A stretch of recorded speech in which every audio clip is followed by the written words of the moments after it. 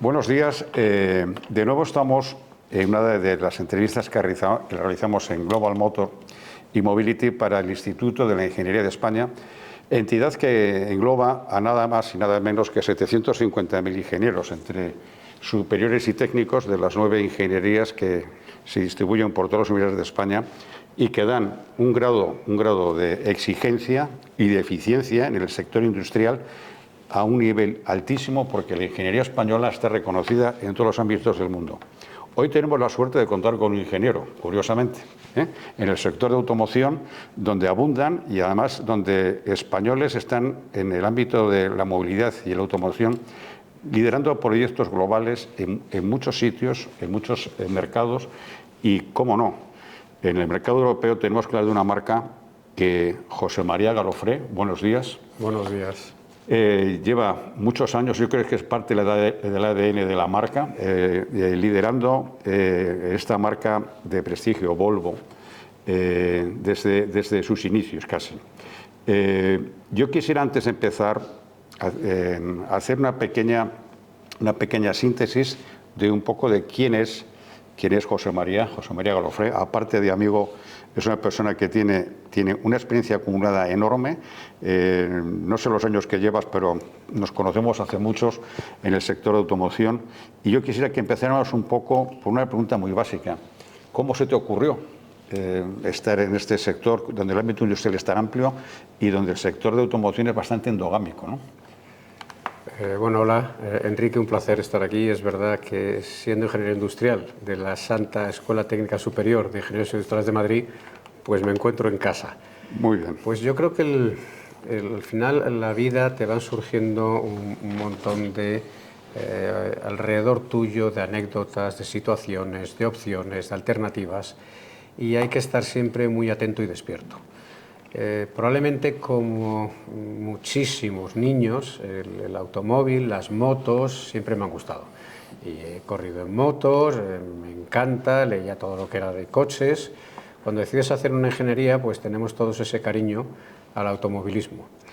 Pero yo no tenía muy claro si iba a trabajar en el sector de automoción o no. Lo que ocurre es que empecé a trabajar mi familia, es una saga de familia de ingenieros, con empresas en Barcelona, somos de Barcelona, y mi primer futuro inmediato al terminar la escuela, nosotros los ingenieros llamamos a nuestra carrera, a la Politécnica, la Santa Escuela. La Santa Escuela. Pues era la empresa familiar. Lo que ocurre es que la vida es así de curiosa. Una Navidad, un primo hermano, preguntarme qué tal, yo le dije que no me gustaba demasiado la empresa familiar, que es de quemadores, calderas industriales, una empresa histórica que iba a hacer más de 100 años, pero que no era donde estaba. ¿No te sentías como no. integrado? Y además es una empresa familiar. Yo creo que hay que entender que las empresas familiares son estupendas si te encuentras cómodo. Ya. Pues en mi casa la familia está llena de ingenieros y de primos, mi hermano. Y yo pensaba en otro tipo de profesión, no dedicarme específicamente a quemadores y calderas industriales. Y mi primo me dijo, pues mira, tengo un gran amigo que es el presidente de Faconauto y como toda la vida has estado coches, motos, que es Curro Salazar Simpson, que tiene bastantes concesionarios y si quieres, sí, es verdad, te lo presento. Te estoy hablando, yo creo, del año 89-90. Sí, sí. Y bueno, sí, quiero conocerle. Yo estaba en paralelo a punto de entrar a FCC, porque había terminado la escuela y había hecho un máster de gestión medioambiental. FCC iniciaba de verdad el proyecto de recogida de residuos urbanos con separación y reciclaje. Okay. Estaba Bayón, que fue ministro, haciendo las entrevistas. Ahí me dijo que sí, que después de Navidad hablábamos. Pero fui a FCC a decir que tenía una entrevista con Faconauto, con Salazar Simpson, con Curro. Y en enero charlé con él y a los 2 días pues me decía, vente conmigo y me ayudas con los concesionarios. Y a partir de ahí, pues... Y desde entonces estás con las 4 ruedas año tras año, ¿no? Sí, fueron muy poco tiempo, dos años con el grupo Simpson. Como era el presidente de Faconauto, pues le acompañaba a muchos viajes, y un viaje en Ginebra, una empresa internacional, Eurotax, que Eurotax se encargaba de hacer Sí, los valores venales, valor de lo que valen los coches usados, valores residuales, el futuro que vale un coche, que le las hace falta famosas para las depreciaciones compañías, que todo el mundo discute. las curvas que todo el mundo discutía. Nosotros aquí utilizábamos lo que había, que eran los gremios de vendedores que tenían esas tablas. Cuando fui a Ginebra, en un salón del automóvil, descubrí esta empresa, que estaba en 28 países europeos. La forma que tenía de hacerlo era estadística, inferencia estadística, cogía datos reales del mercado, construía las curvas y luego lo que hacía era añadir conocimiento para la futura demanda. Era muy profesional, a mí la estadística me encantaba. Yo mi proyecto de fin de carrera fue sobre previsiones y esta empresa le pidió a Faconauto que estaba muy interesada en entrar en España, porque España no existía Eurotax, era Gambam y FECABEN. Ya. Y Estás hablando de cosas que he vivido, no en Volvo, pero que he vivido en el mercado. Me hace recordar, en el sector, claro. Todo lo que has dicho me trae recuerdos, ¿no? Me trae recuerdos aquellos famosos salones de Ginebra, que todos los finales de febrero teníamos que estar preparados para ver qué ocurría. Aquella dualidad que había entre Frankfurt y París, de esa forma de... Cuando los salones eran salones y realmente ibas a primero investigar lo que hacía la competencia, ¿no? Luego intentar contactar con gente también un poco para saber qué novedades en otros mercados estaban haciendo en temas de marketing, ¿no? Y en temas de comunicación y en área de postventa también, ¿no? Que es una cosa muy, muy ilustrativa. Y Ginebra era algo muy especial, porque es verdad que cada país buscaba que su salón fuera clave, el de París, Frankfurt, nosotros en Barcelona, con más de 70 y pico años. Sí, sí, sí. Pero Ginebra, yo creo que con esa sensación de estar en Suiza, que era neutral, que no pertenecía al país donde había fabricantes del país, pues todos tenemos que ir. Y es verdad que hoy el sector es mucho más orientado a ferias comerciales y menos a las presentaciones internacionales. Las presentaciones se pueden hacer en salones o fuera de salones. En los primeros de los 90 y todo el siglo XX, el salón era el lugar donde se presentaba. Sí, sí. Y la diferencia de un fabricante era de elegir dónde se presenta el automóvil. Yo recuerdo Ginebra especialmente porque era el salón de los carroceros. Sí, sí. Donde había esos pequeños talleres que diseñaban sobre bases de vehículos, unas auténticas virguerías desde el punto de vista de diseño, que te dejaban con la boca abierta y decía, pero ¿cómo se le ha ocurrido a alguien hacer una cosa tan salvaje, ¿no?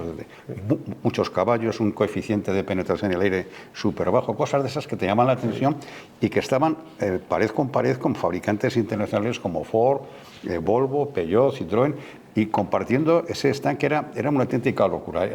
Para los amantes del automóvil era el salón. Lo demás eran, yo también lo creo.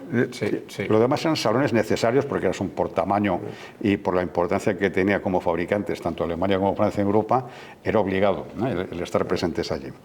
Muy bien, pues yo creo que hemos visto que hubo un día en tu historia que entre FCC y Volvo algo te pasó. Volvo no. No, bueno, el grupo y FCC, me voy al automóvil. Al automóvil. Luego surge esa oportunidad que Eurotax quiere entrar en España, busca un ingeniero y me ofrezco dentro de esos candidatos para fundar Eurotax en España. Y bueno, pues fundo Eurotax en España. La verdad es que yo creo que hacía falta el producto y el servicio que daba Eurotax y funcionó muy bien. A los pocos años había hecho un acuerdo con FECABEN, el gremi en Cataluña, de Cataluña que daba esas valoraciones. Más tarde acuerdo también con Gambam, y nos convertimos pues el referente del mercado, para todo el mercado, tanto a concesionarios, talleres, compañías de seguros, bancos. El dato referente del valor venal, que es el usado o el residual futuro, era Eurotax. Parecía que me iba a aburrir y soy muy amigo de los anteriores propietarios he tenido la suerte siempre que mis jefes son amigos, anteriores propietarios que lo vendieron en Eurotax, y como yo creo que se pensaba que me iba a ir, que me iba a cambiar otra vez, me dijeron, tenemos nosotros también acciones en otra empresa alemana muy famosa de Stuttgart, que es la Mercedes y DEKRA. DEKRA en esa época, DEKRA es la más importante de homologaciones y certificaciones técnicas en Europa, con sus ITVs. Pero además en esa época Michael Schumacher le patrocinaba DEKRA, porque salió del DTM y del CARS, gracias a los vehículos de turismo. Iba con su gorra con DEKRA, y el DTM es el campeonato de turismos. En Alemania el patrocinador fundamental es Prioritarios DEKRA. Pues me encargo también de fundar DEKRA en España, que empezamos como Caldecra, con unos primos míos que tenían una sociedad muy grande de peritaje, que era calzado, y al poco tiempo también estar DEKRA funcionando muy bien. Yo había tenido bastantes ofertas, pues 4 o 5 ofertas de fabricantes de coches, y la verdad es que me daban pereza, porque me parecían muy ministeriales y con poca actividad empresarial de cambiar cosas, de estar muy pendiente, muy activo, muy flexible. Era mucho más protocolario todo. Y fui diciendo que no. El headhunter, que estos son estupendos porque te mueven a ti de producto y ganan pasta contigo, que es una persona maravillosa, que es profesor de ahora en Barcelona del IES, Mike Rosenberg, otro gran personaje del sector, que Mike llevaba en esa época. Yo creo que el muy amigo mío también. Pues Mike es un crack. Hemos hecho IES los dos, con lo cual... Joder, pues Mike es el que me dice, mira, te voy a ofrecer un fabricante de coches que seguro que te convenzo. Y ¿te acuerdas que él era el socio de Hurricane Struggles antes de ir a Sí, Hurricane Struggles, sí, y le dije, Mike, no, me conoces, y yo quiero cambiar cosas, hacer cosas y estar muy vivo. Y me dijo, es que este es un fabricante muy especial, porque lo fundó una familia, fue importador privada, lo recompró la marca, pero yo creo que os vais a llevar bien y te va a dejar que... Ahí se nota que tú eres lo que llaman los americanos un hands-on. O sea, no te gusta estar sentado mirando a ver si llueve o no, sino te gusta levantarte y ponerte en marcha. Yo tengo esa visión del ingeniero, y yo hice organización de la producción, que incluso comparto, a veces soy un pelmazo y no me dejan, porque parezco pedante, pero estás en un restaurante y veo que el proceso no funciona bien, que está haciendo algo mal, y lo comparto, digo, oye, pero si es que si haces esto y lo cambias, funcionará mejor. Es un auténtico ingeniero. Pues o sea, esto es lo que le pasa a los ingenieros, cosa... No podemos aguantar, es que si están mal hechas las cosas, las arreglamos. Y además gratuitamente ofrecemos un proyecto para decir, si vas a servir la cerveza... Solo cambiando el orden eres más productivo. Eres más eficiente. Y no haces, claro. Pues esta empresa de automóviles era Germán López Madrid, el que estaba de presidente en Volvo, pobrecito. Correcto. Que no está con nosotros, y su familia había fundado Volvo en el 62. Correcto. Y Germán, siempre fue estupendo la relación que tuve con él, y él compartió conmigo, mira, necesito un ejecutivo, porque yo voy a tener un cargo muy institucional, porque fuimos fundadores con Liper Haide, Joel Loe y con Torrontegui, y claro, yo le dije, Germán, o sea, tú necesitas a alguien que si falla, que le echen a la calle. Pues sí, porque mi apellido está ligado a Volvo, vale, a mí es lo que me gusta. A dar resultados y a el proyecto de meter las manos, eso es lo que te motivó a dejar DEKRA y a comenzar tu vida. Y irme a Volvo, sí. Y son ya 27 años en Volvo. Muy bien. Ahora vamos a hacer un pequeño break, nos vamos a ver más cómodos y vamos a hablar de Volvo, exactamente. Pues ya te conocemos un poco. Hay una cosa que no sé cuándo esto, porque esto es el mundo digital, que cada uno lo ve cuando quiere, Enrique, pero es muy importante decir que somos campeones del mundo, que estamos disfrutando de España de hace 2 días. Nos hemos puesto aquí, de nuestra bandera, que tenemos que venderla por todo. Incluso cuando vayamos a Göteborg vamos con la bandera, es decir, que somos los campeones, ¿no? Y además nosotros, Volvo es una marca muy europea. Ya, totalmente. Yo creo que representamos mucho los valores europeos. Ahora hablaremos de Volvo desde el año 1927, que dos suecos les dio por hacer un proyecto... 100 años. Exactamente. ¿Habrá alguna fiesta de celebración en la embajada? Estáis invitados. Si no digo dónde, porque vendrá. Pero estás invitado, Enrique. Sí. Muchas gracias. Pues vamos a hacer un pequeño pase y nos vamos a una zona más cómoda para hablar de Volvo y sobre todo del futuro de la industria, porque se están produciendo muchos cambios y tenemos que analizarlo con expertos como nuestro invitado, José María, que nos tiene que aportar una visión espacial con esos 28 o 30 años de experiencia en el sector. Muchas gracias. Muy bien, José María, pues después de haberte conocido un poco más para toda nuestra audiencia en Global Motor y Mobility, vamos a pasar un poco, hablar un poco ya más sobre lo que nos lleva, que es Volvo, ¿no?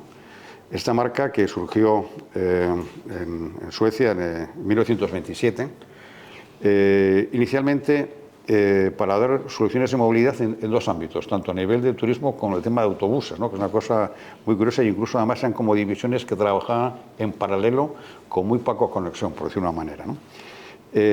Volvo, que el año que viene va a cumplir 100 años, es realmente reseñable que una empresa de automoción con todos los cambios, incluso guerras intermedias que hemos tenido, guerras mundiales, cambios de legislación, cambios de propulsión, cambios de...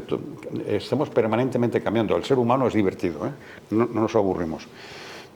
A mí me gustaría, sobre todo, empezar hablando un poco de por qué Volvo y 27 años, ¿no? 27 años en Volvo. Yo creo que debe ser de los directivos del mundo que más tiempo están en una posición de un mercado, ¿no? ¿Qué me puedes contar desde tu punto de vista de Volvo? Volvo como organización global. Yo, fíjate, creo que cuando antes compartíamos que Mike Rosen me dijo te va a encantar, es algo muy especial, esa conversación con Germán, pero Mike yo creo que entendía que Volvo me iba a encantar porque muchas veces cuando toca y para entrevistas, defínete en 2 palabras, que yo esas cosas no las entiendo, utilizaré las que crea que sean necesarias, pero bueno, ya sabes que hablábamos antes de esos mensajes, pues me gusta decir ingeniero humanista. Yo creo que esta marca representa justo eso, el ser humanista, porque esta marca nace con 100 años el año que viene, en 1927, con un accidente de automóvil. Es decir, nace con un ingeniero y un economista, Gabrielson y Larsson, que tiene un accidente, que trabajaba en SKF. Suecia es un país muy importante para la revolución industrial, porque además tiene la gran ventaja de tener carbón y hierro, por lo cual acero. Es un país que es muy industrializado, muy tecnológico, muy innovador. Pero esta pareja, que trabajaban en los rodamientos, en SKF, se dan cuenta que el automóvil para el siglo XX va a ser la gran revolución, da movilidad y el ser humano nos encanta, lo hemos demostrado que estamos en todos los lugares del planeta, pero nos costaba movernos. Y teníamos la rueda, teníamos los caballos, pero nos costaba. El automóvil iba a trastocar todo. Pero ellos tienen, yo creo, una visión más humanista. Y un ingeniero y un economista. Sí, debe ser fundamental el automóvil, pero que sea seguro. Debe ser más importante la movilidad segura. Y el principio que tiene que llevar esta compañía, yo creo que la gente se olvida, porque a veces las empresas tenemos tantos años que nos olvidamos que son personas que detectan una necesidad y quieren un proyecto. Y ese proyecto fue hagamos una movilidad donde lo más importante y el principio debe ser siempre la seguridad. Eso es correcto. Es así, correcto. Y a mí todavía me emocionó más, porque por eso yo creo que Mike sabía que Volvo le tenía cariño. Yo iba en Volvo. O sea, las casualidades estas en la vida, que yo creo que no son casualidades, son nuestros pensamientos los que hacen decidir y eliges constantemente. El primer coche que me ofreció Curro, hablábamos antes, para elegir, tenía varios concesionarios y tenía Volvo, entre las marcas que tenía. Y me dijo, bueno, coche de compañía, elige. Yo venía muy joven, muy macarra, con un Renault 5 GT Turbo, que andaba un montón. Sí, sí. Así le puteaba a mi hermano que tenía un Golf GTI, que el mío andaba más. Me dijo, elige. Y le dijo un Volvo. Y un Volvo para alguien que pues, todavía estaba con mi mujer, que éramos novios, que se enfadó porque me dio un coche 3 que parece de tu padre. Ya. Pero era muy especial. Y aquel 850 con Salazar, cuando llego a Eurotax, paso a un S80 y a los suizos me dicen ¿qué quieres de marca? Le digo quiero un Volvo. Decra, imagínate lo que llevaba esta marca en mi corazón. Decra, su sede está en Stuttgart. En Stuttgart hay 2 grandes empresas, Mercedes y Decra. Incluso el ministro de Transportes alemán va al restaurante que es una estrella Michelin de Decra. Y la primera pregunta que me hicieron también, bueno, ¿querrás un Mercedes? Porque lo daban por hecho. No, yo quiero un Volvo. Tú has trabajado con alemanes, yo también, y fíjate el cariño que un alemán te diga, pues bueno, es tu decisión, vas con un sueco, pero que puedes elegir alemanes. No, Volvo. El día que tengo la oportunidad, yo creo que esta marca representa muchos valores. Y cuando tú hablabas antes de 100 años y los cambios, esto forma parte de este planeta, ¿no? Darwin nos avisa, como no nos adaptemos estamos fuera. Esta marca ha prevalecido siempre su humanismo. Y esta marca tiene la capacidad de ser, yo a veces comparto que las empresas que tienen tantos años somos startup cada día, porque se le da un valor tremendo al que empieza cosas, pues tú empiezas también. ¿Qué más da que tengas un histórico de 50, 100, si cada día hay que ganar al cliente? Cada día tienes que demostrar que eres bueno. Es cierto, mantenerse... Es casi más difícil. A veces es mucho más que lanzarlo, ¿no? Estamos en una marca que cuando tocan dilemas tienen reacciones de verdad humanistas, no es el dinero lo que prevalece. Esta marca ha inventado lo más importante para salvar vidas en la automoción ha sido el cinturón de seguridad. El cinturón de seguridad, sí señor. Lo inventa Volvo en el año 59, Nils Bowling, un ingeniero de Volvo, de Torslanda, y cede la patente. Sí, sí. Y eso es algo que impacta ya, pero te hace sentir orgulloso de una marca que elige ceder la patente porque cree que es importante para todos los usuarios del automóvil. También Volvo fue, de alguna manera, el primer impulsor de un segmento que en el futuro ha evolucionado, ¿no? Que es el segmento de los familiares. Sí, sí. Yo me acuerdo perfectamente aquella serie, la serie 240, que era un auténtico camión. O sea, era un vehículo potente, grande. Lo que ocurrió, que es tan divertido esta evolución, y ahora como nos parece normal, el SUV, el familiar, lanza el Amazon y del Amazon saca el familiar. El Amazon que nos creemos todos que Amazon es el nombre de Jeff Bezos porque es de la A a la Z y oye, pero es que Volvo en los 60 estaba lanzando un coche que se llamaba Amazon. Sí, correcto. Y utilizaba también el mismo nombre, no solo por las Amazonas que nos hablaban los griegos, sino porque representaba todo, porque hicieron un coche que es verdad que parecía una furgoneta, pero en el pensamiento sueco-funcional y la arquitectura sueca y la ingeniería sueca tiene que ser funcional, tiene que servir para algo, se dieron cuenta que al final las familias tienen muchos hijos, tenemos el perro y quieres ir a hacer el esquí, y quieres hacer la vela, y hace falta tamaño. Y los coches sedanes, pues te quita habitabilidad. Y diseñan el Amazon y a partir de ahí los 240, 740 y hacen coches familiares. En España tardamos, porque había, y en los 90 yo lo sufría, cuando entro en Volvo, firmó el 99, el 2000, todavía había una sensación de que el familiar que sí era una furgoneta. Nos encantaba el sedán, porque el sedán tenía como más representatividad. Sí, pero en el momento que quieres hacer algo y que tu coche te sirve para ir a trabajar, pero también para el fin de semana, también irte con los niños, es fundamental. Un coche que sea familiar o que sea un SUV te da habitabilidad, puedes llevar todo. Y eso es verdad que sale de Volvo. Y construyen aquel Amazon que parecía una furgoneta y lo ves hoy, pero con la idea de ayudar.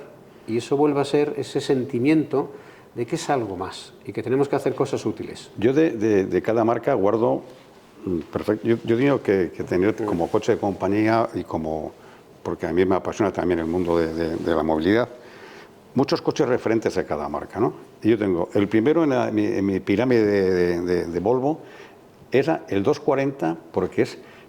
No sé cómo yo me imagino andar con un 240 de aquellos grandes por el campo y tenía que ser una gozada. Sí. El siguiente fue una evolución que era se llama el country, el cross country. El cross country, porque aumentar el paso de rueda, levantar la suspensión y mantener esa dignidad urbana, combinándolo con el tema del campo, esa dualidad. Dinamismo en la carretera, que tienes que llegar al campo. Sí, pero el campo se movía también muy bien.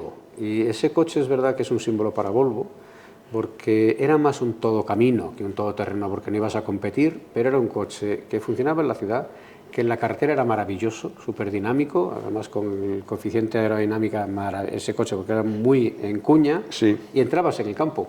Y te metías en el campo y te metías y ibas a la finca o te ibas a hacer lo que sea sin ningún problema. No, y yo creo que tractores en la nieve, que Volvo en la nieve es un tractor. Y yo creo que además, de alguna forma, hizo que otros fabricantes, Audi, otros, entrase un subsegmento dentro de los familiares Town Country, ¿no? Sí, nuestro cross country es verdad que el siguiente fue Audi, que sacó su Soul Road, que fue a seguirnos. Sí, exactamente, ¿no? Pero no fueron más marcas que fueron entrando a esa dualidad de ciudad y campo, fin de semana y trabajo.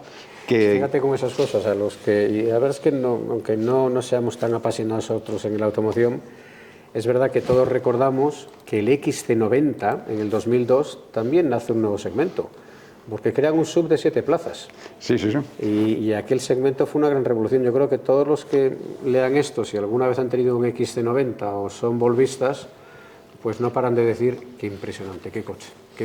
Ya, es Volvo creando otra vez un segmento nuevo. En Global Motor y Mobility hicimos una prueba reciente, no recuerdo ahora mismo cuándo, de la última versión del XC90, ¿no? La versión híbrida y la eléctrica. Y en ambos casos es como otro mundo. O sea, la sensación que tienes de habitabilidad es espectacular. Luego también conjuga el minimalismo del norte de Europa, ¿no? Tienes lo justo, pero funciona todo, ¿eh? Y es muy eficiente. Y el placer de conducción. El puesto de conducción es impresionante porque si tú ves el vehículo por fuera, tiene un tamaño respetable, ¿no? O sea, pero estás dentro y se mueve como un coche, con un utilitario, se mueve perfectamente. Hay un truco que lo que pasa es que, claro, hay que pertenecer a esta casa porque el mundo sueco es tremendamente humilde y podríamos utilizar constantemente que somos los inventores de esto, que además no hemos tenido accidentes en estos coches, que tenemos una visión, pero en su filosofía se parece a aristotélica. Tiene una palabra que se llama logón, que es la armonía y la humildad. Pero es que no compartimos tampoco, deberíamos hacerlo más como marketing, que el diseño de nuestros automóviles intervienen los médicos de traumatología y los psicólogos de la Universidad de Gotemburgo. En Gotemburgo, que es donde tenemos en Torranda la fábrica, pues es una ciudad de 800.000, 900.000, es un Zaragoza. En lugar de ser un puerto seco, Zaragoza es el puerto de salida al Atlántico de Suecia, pero es que la gran Volvo, la gran familia Volvo, somos casi 100.000 empleados. En una ciudad de 800.000, Volvo es todo, y tenemos una relación con toda la sociedad civil, pero además también la pública. Los médicos lo que hacen es diseñar eso que a ti te parece. Es comodísimo, es que es sencillo. Sí, porque cuando tú conduces, si evitas el estrés, es más seguro. Cuando Volvo investiga accidentes reales, el 90% de los accidentes son errores humanos. Por falta de atención, por estrés, terrible. El alcohol, no ponerse el cinturón de seguridad. Por eso los coches tienen que ser sencillos. Luego tienes toda la complejidad del mundo. Ya sabes que dicen que el sabio es el que entiende la complejidad, pero lo explica de forma sencilla. Exactamente. Nuestros coches es relájate, disfruta, sal, no vas a estar estresado, todo es fácil, todo es entendible, y cuando llegas no te duele la espalda, porque esos médicos diseñan también el asiento. Y entonces se las a cenar con los amigos. Es un viaje comodísimo. Y normalmente el cliente de Volvo le preguntas, comparte con amigos, es que son comodísimos. ¿Tú sabes qué me pasa a mí, José María? Que yo estoy muy viciado de haber probado a lo mejor 5 o 10.000 coches. No sé la cifra, pero es una barbaridad porque toda mi vida he estado haciendo... Además, iba a sitios que a lo mejor hacían 20 unidades para todo el mundo, pero quería probarlo. Un Koenigsberg, coches que eran muy complicados de conducir, ¿no?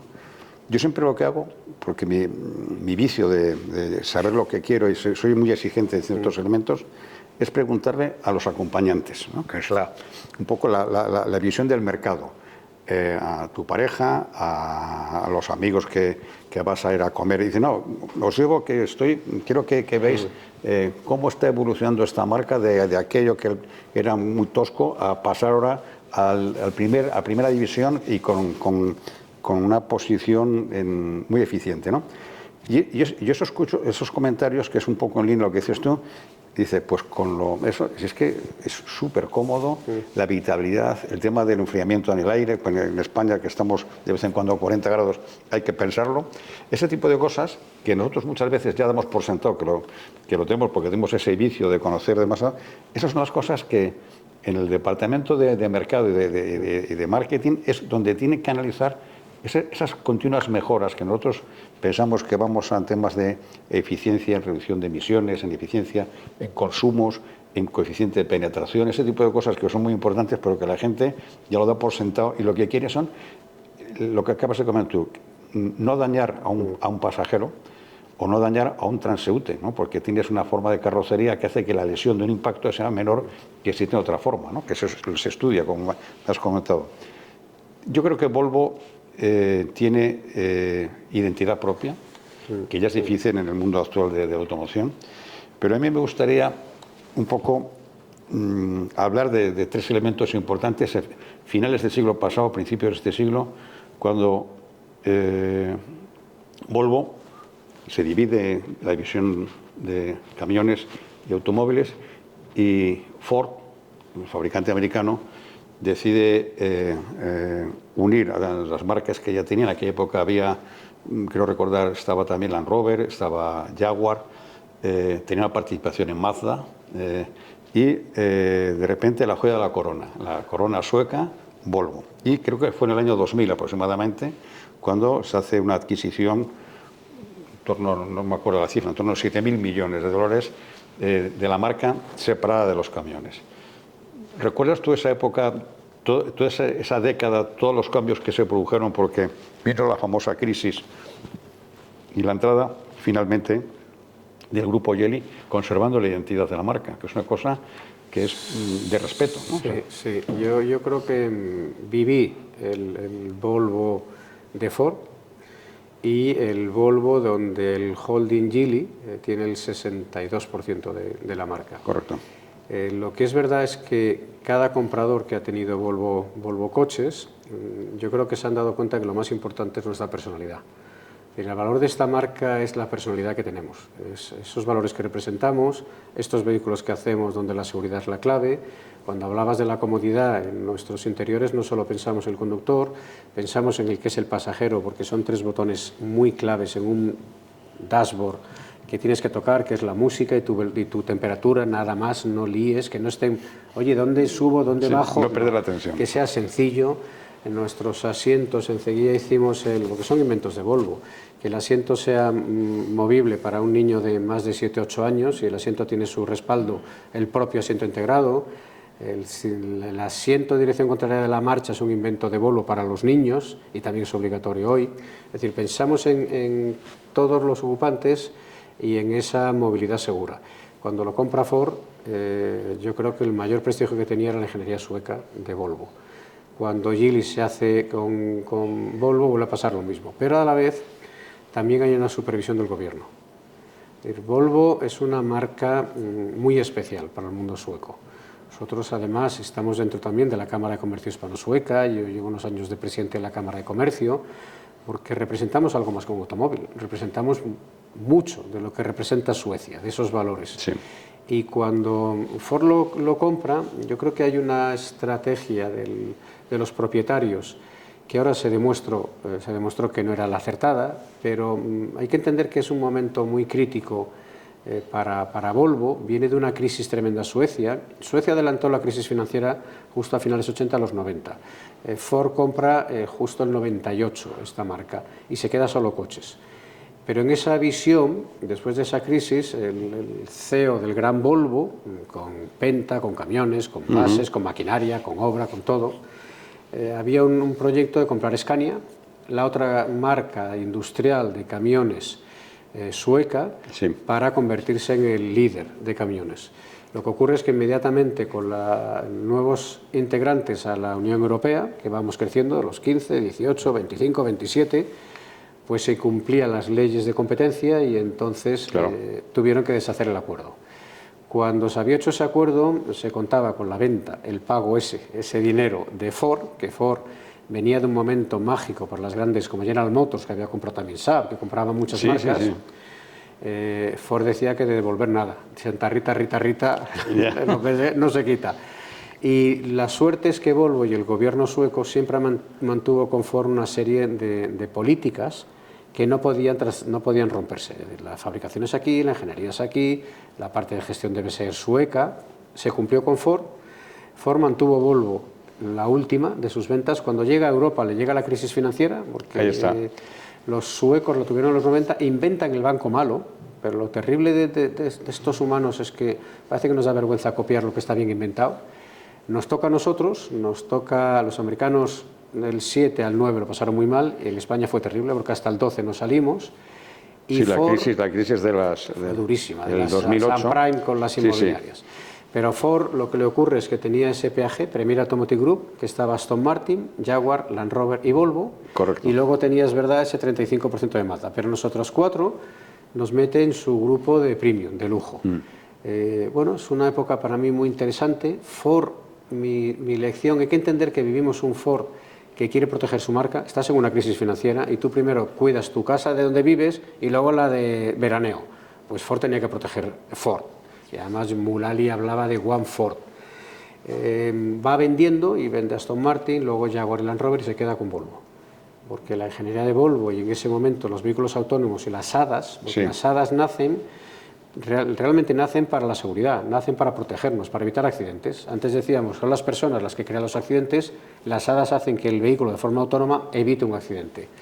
Se queda hasta que no puede más, porque Ford no pide dinero en el Congreso. Estamos hablando hace 20 años, que no es una gran cantidad de tiempo. No, es antes de ayer. Sí. Ford no va al Congreso, va General Motors y Chrysler a pedir dinero, Ford no. Ford es demasiado simbólico. Ford realmente, cuando hablas con el americano, te dices nuestra historia. O sea, nunca dejaremos caer a Ford. Henry Ford es el símbolo. Sí, sí. Y lo que hace es nos acaba vendiendo con un valor muy especial para él y nos compra un holding que es Geely. Es decir, estamos viendo como en esa evolución, bueno, es la evolución económica de este maravilloso planeta donde vivimos, pues China no para de desarrollarse. El mercado libre le hace crecer y crecer, tiene grandes Pero fabricantes. yo veo y que fue una gran decisión por parte del Grupo Geely, porque de repente, de ser un grupo fuerte dentro de lo que es únicamente el mercado chino, compra 10 líneas de producción, la planta de Gotemburgo y la de Gante, con una gama de modelos de premium, hay que decirlo, y con un posicionamiento de marca donde uno de los valores de marca, aparte de el minimalismo, es la seguridad. La seguridad, que es uno de los elementos que además, curiosamente, la regulación cada vez va persiguiendo más. Todo esto, lo que dices tú, los ADAS, las ayudas de esto, no es nada más que son elementos electrónicos y técnicos de seguridad. Exacto, vamos a llegar a un momento en que no toquemos ni el volante, que nos van a llevar... pero que nadie se asuste, el que quiera seguir conduciendo, que conduzca. Que conduzca, pero sí. si hay una mínima probabilidad de un accidente, el coche te va a salvar. Lo bueno que nos ocurrió cuando Ford ya vende nuestra marca, y Ford nos tuvo, yo creo que nos lleva 12 años, o nos vende el 10 o el 11, el 7, perdón, el 6 o el 7, el gobierno sueco otra vez estaba por encima. Y Geely aquí todavía fue más generoso con el gobierno sueco, porque el grupo, y Erik Lee Soo-fu, el gran dueño, el gran ingeniero que ha construido el holding de Geely, pues compartió que su interés no solo era la ingeniería sueca, sino mantenerlo más sueco todavía. Aquello que parecía, bueno, sí, eso es muy redundante, pero ¿qué quieres decir? Es que en China, que está creciendo la demanda de marcas premium, en China las marcas premium son las europeas. Si en China Volvo, aunque sea el mayoritario, porque estamos cotizados en Estocolmo, es una garantía de que somos suecos porque estamos cotizados, somos una marca cotizada en Estocolmo. Pero Geely tenía muy claro su CEO, Erik Lee Soo-fu, que si dejábamos de ser una marca europea y una marca sueca, pues aquellos nuevos ricos chinos, nuevos empresarios, no iban a comprar un Volvo. Y claro, lo conseguirían como algo premium. Era todavía al revés, al gobierno, no, pues si yo lo quiero más, yo necesito que sea más y más sueco. No, muy bien. Y así ha sido las últimas década y media con el grupo Geely. Hemos vivido un sueño para Volvo. Yo en estos 28, 27 años y medio de Volvo, porque es tener dinero. Las empresas hace falta, y más las del automóvil industrial, es muchísima inversión. Y la tecnología y la inversión hace falta mucho capital. Nuestros coches ahora hemos ganado premios de software como la marca más pionera en software, que hace años hablábamos de seguridad, pero no en esa tecnología. Pues ahora Standard & Poor's ha dicho que la segunda marca del mundo, la primera no la voy a decir, que le den, pero no es europea, la segunda marca del mundo con más desarrollo tecnológico, que son los ADAS, es software, es Volvo. Y esto evidentemente nos ha ayudado a pertenecer a un grupo que vende muchos millones de automóviles, que es el grupo Geely. Bueno, se nota en la conducción, a nivel tecnológico, porque es muy sencillo conducir esos barcos, por decirlo de una manera, que tienen un tamaño gigantesco, una habitabilidad estupenda y se manejan con un coche pequeñito. Sí. Hemos hablado mucho, el mundo mundial, de esto, pero vamos a aterrizar en España, porque tú has llevado el rumbo, por decirlo de manera, de la marca en España en los últimos años. Cuéntanos decisiones claves que en el management diario con tu equipo, que tienes un equipo formidable, habéis ido bueno, hay alguno que... pero esa es la humanidad, es la campana de Gauss. Como todas las siempre hay familias. alguno, sí. Pero, ¿de qué te sientes orgulloso un poco de haber conseguido a nivel ámbito de distribución, posicionamiento, postventa, garantías, equipo humano? Al final, el management tiene muchas teclas como el piano. Tú tienes que saber, nadie es perfecto, pero hay que presumir de lo que se hace bien, hay que decirlo bien claro. Y hoy tenemos aquí en Global Motor y Mobility una oportunidad para que gente conozca un estilo de management que ha durado 27 años en la misma marca. Yo creo que te tienen que poner una medalla en Suecia, de verdad. Que me la pongan, pero que aumenten el sueldo. Yo creo que es una combinación de factores.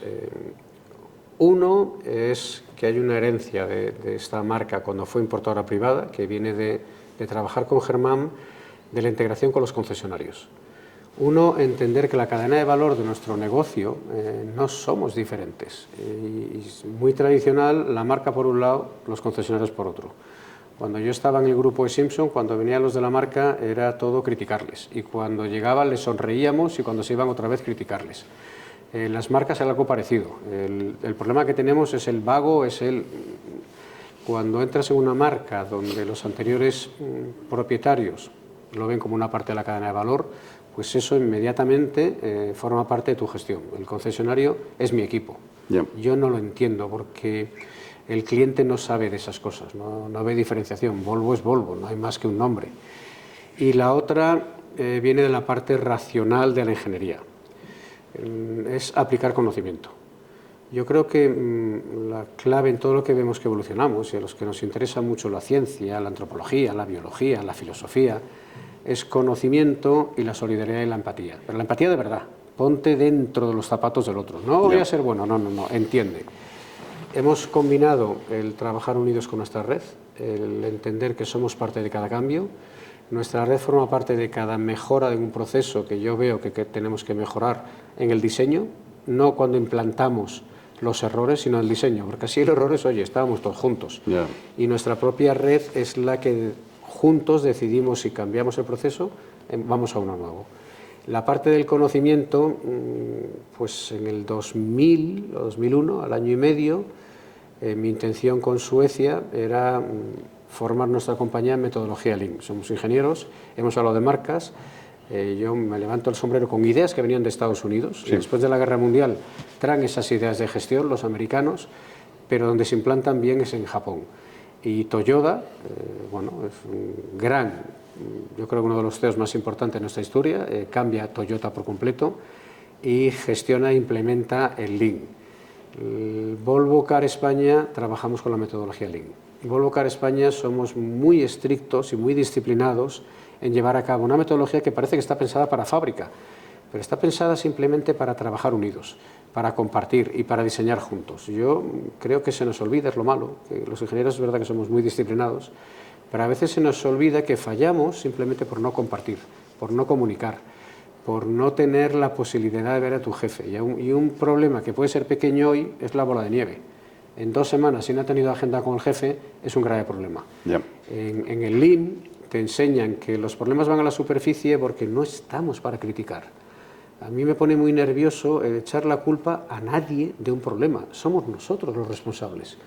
No es el concesionario, no es el departamento de marketing, no es el de ventas, no es todos juntos. Es decir, aquí, cuando tenemos un objetivo es global, porque todos interactuamos, y cuando tenemos un problema, lo solucionamos. Y ese cambio en la mentalidad de Volvo España ha hecho que tengamos una actitud de verdad que nos encanta mejorar. El Kaizen, que viene de Japón, sí, disfrutamos encontrando que algo va mal, porque tenemos la oportunidad de medir, que es nuestro DMAIC, que hacemos 6 Sigma, de identificar, de proponer un proceso distinto, de estar midiendo y cuando funciona, sustituirlo y normalizarlo. Y me entiendes perfectamente como ingeniero, a mí me cabrea profundamente, se puede decir cabrear, ¿no? Está en la RAE, está en el diccionario, por no decir me jode, que todavía suena peor. Me cabrea profundamente el escuchar al cabo de 2 o 3 años una misma solución para un problema que se ha repetido. Me parece inoperante, somos seres humanos y tenemos que mejorar. No tiene sentido que de repente a los 3 años estás en reuniones de ventas, podríamos utilizar a nuestros clientes para hacer una campaña. A ver, perdóname, que es que hace 2 años dijimos lo mismo. ¿Por qué no normalizamos cómo hablamos con nuestros clientes? ¿Cómo informamos con nuestros clientes? ¿Por qué no estandarizamos los procesos? Y hoy tenemos algo que tengo muchísimo orgullo, somos probablemente para Volvo uno de los mercados más pioneros y más innovadores de Volvo. Cuando tenemos esos tópicos que hay que quitarlos de la cabeza, Carl Sagan siempre le molestaba a las universidades cuando la gente preguntaba con tópicos. Tenemos esa manía de los españoles, no, somos personas y aquí hemos conseguido ser extremadamente modernos.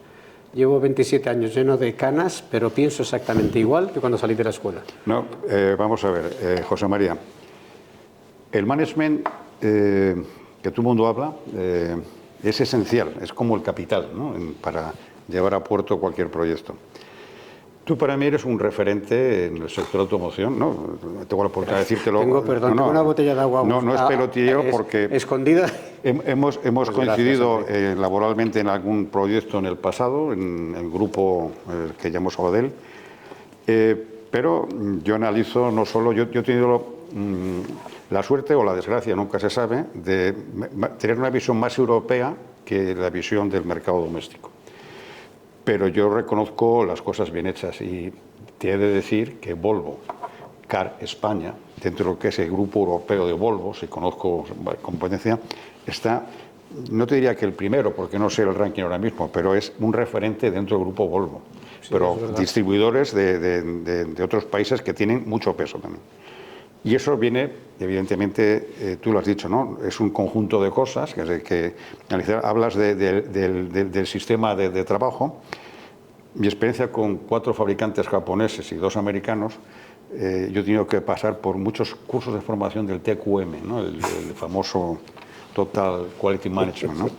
Donde vienen, por decirlo así, ladrillos de temas diferentes, pero al final se completa el edificio, ¿no? Y ves que las cosas funcionan. Cuando surge un problema, lo acabas de definir muy bien, no es culpa de nadie, porque nosotros somos la parte que ha generado ese problema. Y tenemos que encontrar entre todos, porque el trabajo en equipo es esencial, ¿no? Lo mejor de nosotros mismos, porque tú has pasado por DECRA, has pasado anteriormente por un tema financiero, estadística, que es la ciencia de la mentira, que es todo este tipo de cosas, pero al final has creado con tu know-how un estilo de management que ha perdurado y ha posicionado a una marca como Volvo a nivel del premium, del primer nivel en Europa, ¿no? Yo creo que al final habrá un reconocimiento, no sé cuándo, pero seguro que llegará, porque para mí ha sido una experiencia muy positiva. Yo creo que llegamos ya a la última parte de esta pequeña entrevista para conocerte un poco más en detalle, y es un poco hablar del futuro. Siempre dejamos para el final el futuro, a lo mejor tenemos que haber empezado la primera parte hablando del futuro. Con todo este escenario de regulaciones, de cambio climático, de la situación del sindicato del metal en Alemania presionando a los gobiernos, Bruselas con su varita mágica con las normas, China con sus problemas internos y sus problemas de exportación, los americanos con sus aranceles, o sea, todo este cóctel que es muy bonito. Yo, como eres un experto en el sector, no me queda más remedio que preguntarte cómo ves el sector a nivel global, a nivel europeo y a nivel doméstico, a nivel de España, los próximos 5 o 10 años, con tanto cóctel que tenemos de cosas encima. Voy a compartir lo que me ocurrió con mi tutor en el proyecto de fin de carrera de previsiones, y me dijo, si te contratan para que hagas la previsión de una empresa un año, con los métodos de Winter se llamaban, sé completamente fiable. Porque además vas a estar con la empresa que te va a pagar y tendrás que demostrar por qué te has equivocado o has acertado. Cuando se trata de la bola de cristal, 5 años, 10 años, probablemente no te encuentres con la persona que te lo ha preguntado. Con lo cual, no te preocupes, cuenta lo que quieras. Decir cualquier cosa. Entonces yo creo que es verdad que estamos en un momento apasionante para los que nos gusta y creemos que sigue siendo progreso lo que estamos haciendo, para aquellas empresas que tienen clara la visión.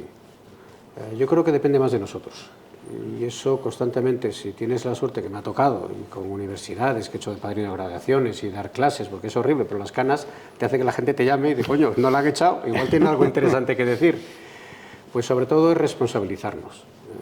Es verdad que nos asusta las regulaciones que nos hagan los políticos, pero tenemos todos que aceptar que estamos juntos, que a mí la separación público-civil me pone muy nervioso. Estamos juntos. Cuando en Bruselas se decide, son representantes, porque somos todos democracias, tenemos la suerte de pertenecer a la mejor parte del mundo ahora mismo. Con todo lo que ha sido la humanidad es muy difícil tener algo tan bonito como lo que tenemos ahora. Pues esos representantes hacen acuerdos en los que yo creo que suena muy bien, queremos no dañar los recursos de donde vivimos. Nosotros tenemos una suerte en Volvo, que esta empresa se marca una visión de hacer una movilidad segura.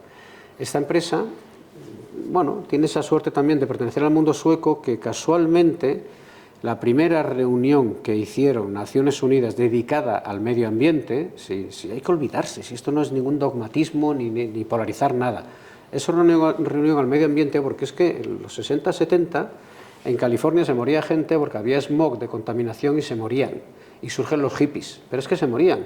Pero es que Suecia les llega de centrales nucleares de carbón de Escocia, porque tampoco lo sabíamos, que son maravillosas, que nos dan electricidad, necesitamos energía, pero están dañando a Suecia.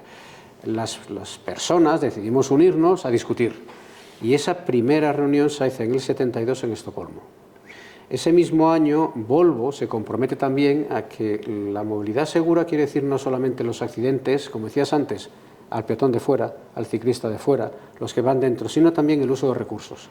Yo te decía antes que mi máster de fin de carrera, mi hermano también de la escuela, el de energéticos, mi padre, el pobrecito, murió antes, muy jovencito, con 50 años, pero es una saga de ingenieros, y mi hermano me decía, como no tenemos ni puta de la parte de gestión de empresa y de marketing, hazte un MBA. Y yo era un poco raro, ese humanismo, me gustan las bellas artes, yo trabajé en una empresa de dibujos animados, había hecho de guía, me encanta la antropología, la biología, dice pues bellas artes, medio ambiente. Y en el medio ambiente se hablaba de algo muy sencillo, es la gestión de los recursos. O sea, olvidémonos, es que es solamente gestionar lo que tenemos, porque si lo gestionamos mal, los que sufriremos somos nosotros mismos. El barbecho, para que la gente lo entienda lo sencillo que es, si no llegamos a descubrir que hay que cuidar la tierra, nos hubiéramos quedado sin la agricultura. Y entonces suerte que alguien observador, probablemente un ingeniero, utilizó el ingenio, todavía no había academia griega, pero se dio cuenta que si dejaba descansar a la tierra, los minerales se reponían y volvía a tener manzanas estupendas, o remolacha o patatas. Pues es lo que tenemos que hacer. Y yo esa visión a 5 o 10 años soy optimista, porque creo que hay marcas que tenemos muy claro cuál es el propósito, no queremos forzar, porque nosotros tenemos mucho éxito en las ventas en España de coches eléctricos, electrificados, híbridos, no tenemos diésel y hemos seguido creciendo en ventas, pero porque queremos ayudar al cliente. Yo no entiendo ese dogmatismo de repente de tienes que llevarte un eléctrico. Y entonces, bueno, yo es que voto a este color y yo estoy en contra del eléctrico. No, yo es que voto al otro, pero si esto no es fútbol, si esto no es el bar. Cuando yo llegué aquí y había montado lo de Eurotax, me acuerdo que los vendedores clasificaban, estos son de diésel, estos son de gasolina. No, yo les hice una formulita muy simple, ¿te acuerdas en química el gordo? Sí. En la escuela, se llamaba la regla de los apellidos, que era tan sencillo de, ¿para qué quieres el coche? ¿Vas a hacer muchos o pocos kilómetros? Si haces muchos, mira, este es el coste por litro, esto es el consumo, esto es lo que vas a hacer y al final de año te va a costar esto. Si haces pocos, esto, con el precio del coche, si haces pocos, mejor gasolina. Si haces mucho, mejor diésel. Esa forma de pensar muy racional, que se denota mucho que eres ingeniero. Pues nosotros el eléctrico, que nos ha ido tan bien, es porque al cliente le preguntamos. Y de verdad, ¿tú vienes a comprar combustible o vienes a comprar un coche? Porque si vienes a comprar combustible, discutamos del hidrógeno, de los electrones. Vienes a por un coche, ¿para qué lo quieres? Pues mira, ciudad. ¿Tienes acceso a un cargador? En la oficina, en donde trabajes, en tu casa, en el sitio donde estés, en el parking. Creo que sí. Pues esto es un chollo. Es el más barato, el que menos gasto tiene, el más cómodo de usar y vas a estar feliz. Y es un Volvo. A veces no nos damos cuenta, y nos pasa constantemente, que esos tópicos nos hacen creer que todo es difícil porque lo hemos escuchado. Pero es que no sabes si lo has escuchado de alguien que, no sé por qué, tiene esta manía de separar. Como estoy en contra, suelto cosas. Es que la gente no vive en casas. Esto lo oyes constantemente. Es que en el norte de Europa es más fácil porque viven en casas. Pues resulta, vete al dato real. Es que los políticos ahora dicen dato mata relato, se inventan unas cosas. Simplemente es más sencillo. Hay más de 6 millones de personas en este país que viven en casas. Pregúntale, porque si viven en una casa igual está solucionado. Es que la gente no tiene garajes. Pues hay 15 millones de garajes. Ah, pues no lo había preguntado. Compártelo. Y si el cliente encuentra lo que él cree que es mejor, para ti el eléctrico. Que no, voy a viajar mucho, pues cógete un híbrido, enchufable. Uno de los temas, José María, que te agradezco, es que este tipo de encuentros que hacemos con directivos del staff de todas las marcas van un poco en la línea también de educar y de ayudar a nuestros políticos, de formarles. Totalmente. Porque muchas veces descubrimos que el regulador, o por falta de formación o por falta de las implicaciones que tiene el tomar una decisión en varios sectores de la economía, necesita ser ayudado, ser informado, ¿no? Por decir una manera. Me parece muy positivo que digas que dentro de 5 o 10 años, con esa famosa bola de cristal, te voy a decir, lo ves positivo. También con números, que luego, no sé, ojalá nos encontremos, Enrique, tomando una cerveza. Nosotros ponemos números, y ponemos números a Volvo. Y yo antes te lo decía, yo creo que siempre en el progreso hay pioneros, que son los que avanzan más rápido y luego te siguen. Nosotros ya el año 25 cumplimos el CAFE, esa Clear Air for Europe, el coste de emisiones si no lo cumplías, nosotros sí cumplíamos. Nosotros hemos ido modificando nuestros hitos hasta el 2040, porque el 2040, después de París, que los europeos nos comprometemos, a los políticos, claro, les has votado, nos comprometemos a mantener los recursos y a no subir aumentando la temperatura del planeta, el cambio climático, pues llevamos 4.500 millones cambiando constantemente. Pero no calentemos un poco aceleradamente. Intentemos que lo que tenemos ahora, que es una primavera interglacial, porque hemos pasado también frío y vamos hacia el calor, que nos dure mucho. Nosotros nos comprometimos, en lugar del 2050, después de París, el 16 es París, el 18 empieza toda Europa a poner qué vamos a hacer, dicen el 50 neutral, nosotros el 40, toda la cadena de valor de Volvo, desde la búsqueda de materiales, desde nuestros altos hornos para modelar, desde nuestra ingeniería, producción, logística, reciclaje, que sea neutral en el 40. Y dijimos también en el 30 que estaríamos solo con venta de eléctricos. Pero la clave, yo creo, del ser humano es que si tienes esa visión y queremos alcanzarla, vamos adaptándonos. Nosotros hemos dicho ya que ahora el 30 no serán todos eléctricos, que el 30 probablemente sea el 50 ya eléctricos. Ahora mismo Volvo, el año 26, el 50% de lo que vendemos es electrificado. Es decir, ya estamos reduciendo muchas emisiones. Y cuando medimos del 18 aquí, hemos bajado casi el 42% de las emisiones de CO2. En el caso de España, el 68%. Nuestros concesionarios han rebajado todas las emisiones con energía renovable, autoconsumo y con el mix de vehículos que tienen de prueba. Pero en el 40, que nos vamos a esos 10 años, yo creo que estaremos mejor. Yo creo que estaremos en un modelo mejor para el cliente, más barato para el cliente y además con menos emisiones. Entonces sí que lo vamos a conseguir. Bueno, siempre es muy agradable escuchar visiones positivas, ¿no? Porque ya tenemos bastantes visiones negativas de otros colores. Sí. Y luego hay que tener en cuenta una cosa, que la movilidad, el concepto de movilidad es intrínseco al ser humano. O sea, pongamos barreras de los que pongamos o pongamos cambios climáticos o lo quitemos, o eso, el ser humano se va a seguir moviendo. O sea, no sabemos cómo, pero se va a seguir moviendo. Durante los próximos años que van a pasar en este siglo, principalmente va a ser a través de automóviles. Actualmente se producen en torno a 100 millones de unidades, casi la mitad en China. Pero China ha pasado de la bicicleta al coche y tiene todavía que, para tener el famoso ratio de coches por 1.000 habitantes, le queda mucho por conquistar. Nosotros lo que tenemos que hacer es, dentro de lo que es la industria europea, yo entiendo como el conjunto de todos los países de Europa, con todos los fabricantes, creo que da empleo a 13 millones de personas. Hay que, de alguna forma, prepararnos para lo que quiere el cliente, o sea, preparar a la gente en las cadenas de producción, que cada vez más robotizadas, los sistemas de producción cada vez van a ser más avanzados, pero las ayudas tecnológicas, los desarrollos de software van a seguir avanzando y necesitan muchos recursos. Yo creo que contar con el expertise, hay que decirlo, de gente como ocurre en tu caso, no hay que olvidarla. Las escuelas de formación, las jornadas de trabajo, el ayudar a nuevos proyectos que estén en eso, será el siguiente elemento que haya que tener en consideración. Positivo en Europa, que lo estamos viendo como, yo creo que todavía está sin definir completamente desde Bruselas, que es el Made in Europe. Y escuchas que, bueno, tenemos que proteger. Yo creo que todos los que entendemos el mercado, cuando hay un proteccionismo a medio plazo es muy negativo, porque pierdes competitividad. Lo que no mezclamos en el Made in Europe es que muchas de las empresas, y cada vez más, queremos ser sostenibles, es decir, cuidar los recursos, pero que el cliente no tenga impacto en precios, sino que tenga el orgullo de que estamos haciendo las cosas mejor, que tomamos decisiones correctas. Lo que hace es que estemos cambiando completamente la visión global del mundo. Venimos de una visión donde probablemente el fabricar en Asia, fabricar en China, hemos tenido mucho beneficio, pero todo eso hay que transportarlo. Y nos hemos encontrado que ha habido, da igual, virus está lleno el planeta, bacterias está lleno el planeta, pero ha habido una crisis donde hemos sufrido porque estaba todo concentrado en una parte del mundo. Y nos hemos quedado sin semiconductores porque estaba concentrado en una parte del mundo. Pero no solo porque se hacían en Corea, China, no, porque LG, que es el gran inventor de esto, y Silicon Valley, se lo llevó también para allá. Y ahora resulta que tenemos el miedo que cierran el estrecho de Hormuz. Oye, no podemos estar en manos de un problema político para el desarrollo económico de un país y la riqueza de un país. Y fíjate que hay dos cosas muy positivas que yo creo que va a evolucionar en estos 10 años que me pedías, en esta década.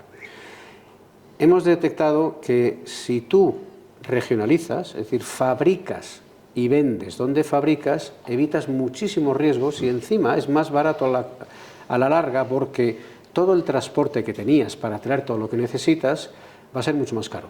No solo por el coste del combustible, sino las emisiones. Porque Bruselas también está decidiendo el pago de aquel que no hace bien las cosas. Aquí acordamos todos en Bruselas que quien contamina paga. Y el cliente tiene que ser el precio mejor, pero quien lo hace mal, que pague. En el Mundial más, quien lo haga mal, que pague. Joder, en el Mundial hemos visto cada cosa.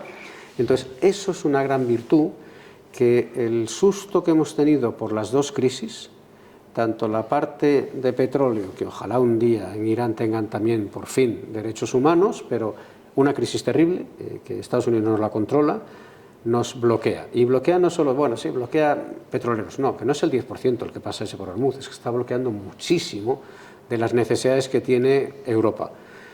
Eso nos ayuda a pensar, si regionalizo, menos dependencia. Y a la vez, lo que nos ocurrió en el COVID, nos dimos cuenta que estábamos bloqueados. Y entonces, junto con la sostenibilidad, que es mucho más eficaz y menos contaminante hacer aquí, pues yo creo que esa tendencia vamos a ir todos los fabricantes. Nosotros ya lo hacemos. O sea, Volvo, yo lo comparto, Enrique, tengo un orgullo, que esa decisión lo tomaron casi hace 10 años. Håkan Samuelsson ya compartió que él no quería tener que estar moviendo constantemente con barcos, sino que quería centrarse en Europa con Europa, América con América, nuestras fábricas americanas, y China con Asia. Evidentemente flexibilidad sí, porque no dominas totalmente la demanda, pero la flexibilidad limitada. Pero en general hoy tenemos una estructura donde todo lo que consumimos en Europa de Volvo se produce en Europa. No tenemos ningún coche que no salga aquí. Genial. Esa filosofía de la localización y la producción en áreas importantes de consumo lo está aplicando también China.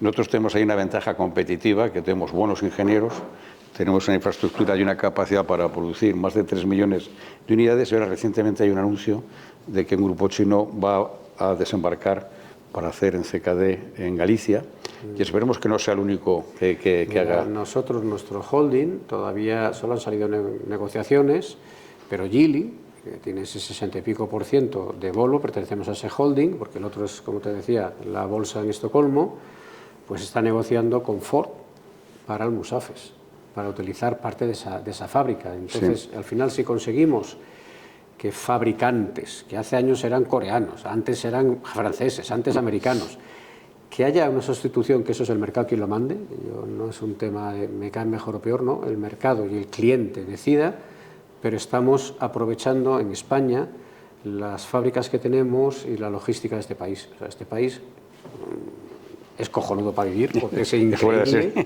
porque tenemos historia, tenemos una comida, un vino, una naturaleza maravillosa, pero a la vez, para nuestro sector, pues es que no se nos puede olvidar, es que somos el segundo fabricante en Europa y somos el 8º del mundo. Y eso da ventajas. Si antes tú me explicabas que tú formaste parte de esa decisión de llevar la fábrica a Sagunto, porque es que esta es la estructura. Es que lo tenemos, es que está preparado. Nosotros como país tenemos muchas ventajas que tenemos que ayudar a y campeones del mundo. Y campeones del mundo, además. O sea, muy bien, José María. Ha sido un auténtico placer verte después de tantos meses o años que no nos veíamos. Compartir contigo esta entrevista en Global Motor y Mobility. Estamos unidos en el proyecto de que tenemos que ser cada vez más eficientes, porque eso lo llevamos en la sangre. Tenemos que ayudar a los procesos, a la gente, para que de alguna manera todo vaya mejorando, en el sentido de la movilidad también incluido. Incluso los políticos en Bruselas, cuando tienen que... sí, hay que ayudarles. Yo es que discutir no vamos a ir a ningún lado. Yo creo que este tipo de vídeos que estarán disponibles en breve ayudarán a muchos a conocer primero al directivo, conocer a la marca y ver esa bola de cristal que hemos planteado con mucha alegría, que irá mucho mejor en los próximos 10 años. Muchísimas gracias. A ti, Enrique, un placer. Muy bien.